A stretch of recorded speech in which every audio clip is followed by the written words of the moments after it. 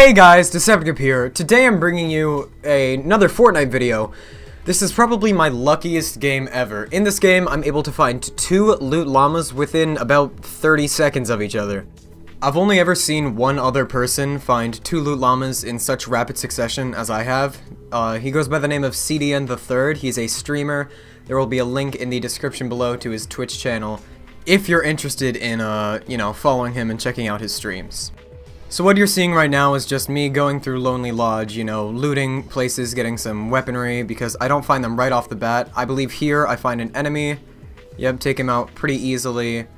So this next portion of the video is pretty uneventful. It's just me, gathering some materials, looting whatever hasn't been looted in Lonely Lodge yet, and then making my way over to Wailing Woods, which is where I find both of the loot llamas. So once I get to the top of this hill, I'm pretty sure I spot the loot llama off to my left. Yep, there he is. That is the first of the 2 loot llamas that I find of this game. So I'm not going to do any editing or jump cuts here, just speeding up the footage so that you guys know there's no editing tricks. I'm not splicing different games in which I found loot llamas and they just happen to be in Wailing Woods. Nope, these are both loot llamas that I found in the same game, in basically the same location of the map. So it was pretty insane that not only did I find 2 loot llamas, but I found them so close and so fast. So once I come out of my little box here, and I walk into Wailing, I notice the second loot llama in the tree right in front of me. I jump up, a little joyous jump, then I walk over there, build up, and begin looting the second loot llama. So my initial reaction to finding both of these loot llamas was pretty much just silence. I was in awe that I was not only able to find 2 loot llamas, but I could find them so close to each other, because at this point I had seen the clip of CDN the Third's stream, and I was aware of how outrageously rare this was. So as you see, I wasn't moving there. That's because I was capturing the last 5 minutes via Shadowplay, the NVIDIA Shadowplay, which is an amazing service. If you have an NVIDIA graphics card, you should definitely enable it, because without it, I wasn't recording with any of my recording softwares, so I would have missed out on all the footage of this, and boy, that would have sucked. I'm speeding up this next bit of footage because it's just me running through Wailing Woods up to a chest where, once again, I get extremely lucky and get a purple scar. This purple scar combined with the 2 loot llamas that I found has to make this at least my luckiest game, if not the world's luckiest Fortnite match. Now you guys see me running to retail where I'm gonna face my first opposition, where if I die, I lose everything I got from that chest and the 2 loot llamas. As I near the edge of the roof, I see trees being broken, and I see an enemy on the ground. I start opening fire, only able to hit one of the shots. Right now, I'm under a lot of pressure because I know how rare and how insane this game has been so far, so I'm really trying my best here to not lose this firefight. I know that if I do, I'm going to beat myself up about it for the rest of my life. Now, I don't want to be too hasty here. I don't want to, rush him and try and shotgun him, so I'm hanging back, trying to snipe him whenever I can. Eventually, in a moment, you'll see me unload a lot of AR shots into his base, just try to knock him down. Luckily, I'm able to hit him for 35, meaning he has about half his shields and full HP left. I'm able to knock him off of the top part of his base. He goes back up the stairs. Now the fight is getting interesting. I see he continues to build his base up, so I try to mimic him and also build my base up, but he starts shooting at me, so I'm forced to back up so I don't get shot down. He currently has the high ground, making it a big threat for me. Luckily, he jumps down, we go into a close-range shotgun fight, and I'm able to kill him with 69 HP left and no shields. Now I basically just build around myself and try to get all my shields and health back. Now, in my mind, I'm really proud of myself for being able to pull that off, because, once again, if I lost that, it would have been so embarrassing and honestly just devastating to me.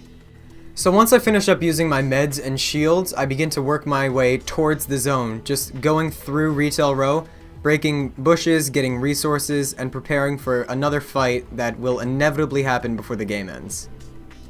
I'm constantly checking all around me. I'm extremely paranoid that one loose bolt action shot will just come and dink me, instantly killing me and ruining everything I've been working for in this game.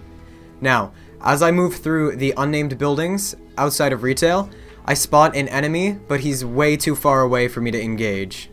So naturally, I decide to just avoid that conflict, focusing on the zone because I only have a little over a minute to get into it before the storm has fully closed in.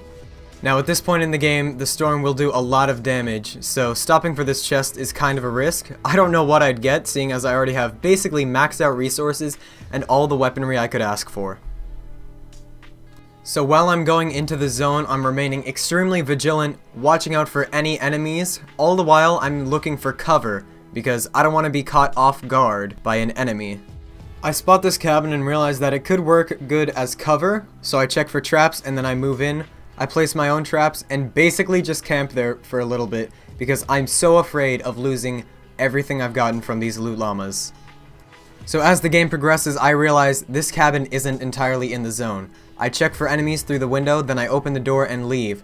The zone moves up and is basically right on the edge of the cabin. If I stayed in there, there's a good chance I would have taken some damage or drawn attention when I was trying to leave. I'm taking a huge risk by running across an open field. Just then, I spot a dark Voyager at the broken down house. I shoot a couple of shots, land a bunch of them, and take out all of his shields.